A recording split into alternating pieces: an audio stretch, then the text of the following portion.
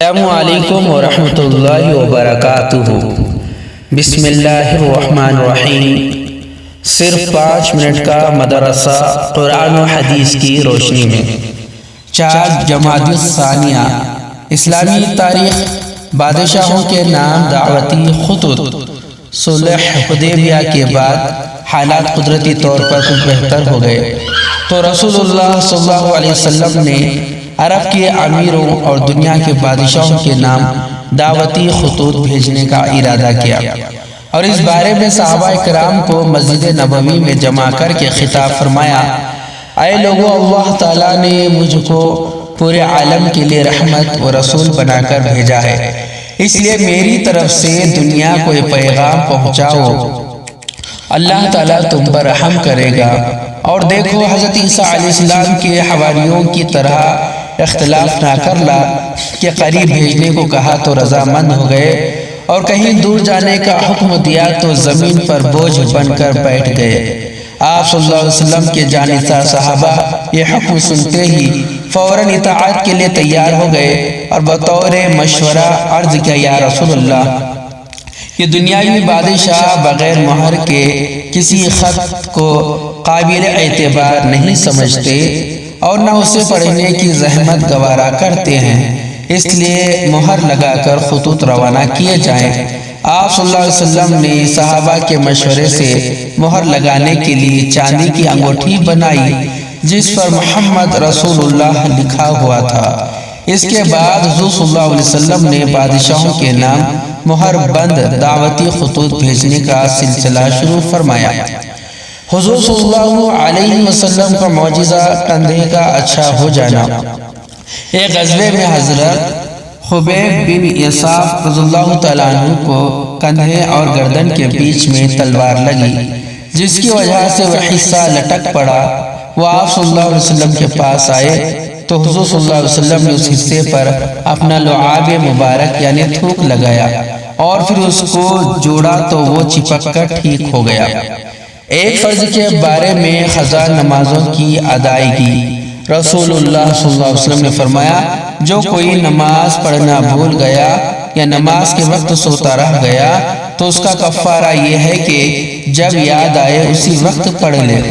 فائدہ: اگر کسی شخص کی نماز کسی عذر کی وجہ سے چھوٹ جائے یا سونے کی حالت میں نماز کا وقت گزر جائے تو بعد میں اس کو پڑھنا فرض ہے۔ ایک سنت کے بارے میں گھبراہٹ کے وقت کی دعا۔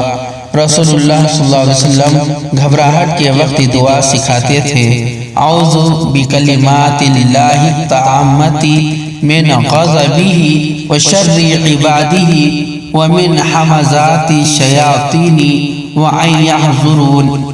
ترجمہ: پناہ مانگتا ہوں میں اللہ کے کامل و مکمل کلمات کے ذریعے اس کے غضب اور عذاب سے اور اس کے بندوں کے شر سے اور شیاطین کے وساوس و اثرات سے، اور اس بات سے کہ شیاطین میرے قریب ہوں۔ ایک اہم عمل کی فضیلت: اہل و عیال پر خرچ کرنا۔ رسول اللہ صلی اللہ علیہ وسلم نے فرمایا: آدمی جو کچھ اپنے اوپر، اپنی اولاد، بیوی، محرم اور رشتہ دار پر خرچ کرتا ہے تو اس کو صدقہ کرنے کا ثواب ملے گا۔ ایک گناہ کے بارے میں کفر و نافرمانی کی سزا۔ قرآن میں اللہ تعالیٰ فرماتا ہے: جو شخص منہ موڑے گا اور کفر کرے گا تو اللہ تعالیٰ اس کو بڑا عذاب دے گا، پھر ان کو ہمارے پاس آنا ہے، پھر ہمارے ذمے ان کا حساب لینا ہے۔ دنیا کے بارے میں مال جمع کر کے خوش ہونا۔ قرآن میں اللہ تعالیٰ فرماتا ہے: جو شخص انتہائی حرص و لالچ سے مال جمع کرتا ہے اور پھر خوشی سے اس کو بار بار گنتا ہے اور سمجھتا ہے کہ اس کا یہ مال اس کے پاس ہمیشہ رہے گا، ہرگز نہیں رہے گا، بلکہ اللہ تعالیٰ اس کو ایسی آگ میں ڈالے گا جو ہر چیز کو توڑ پھوڑ کر رکھ دے گی۔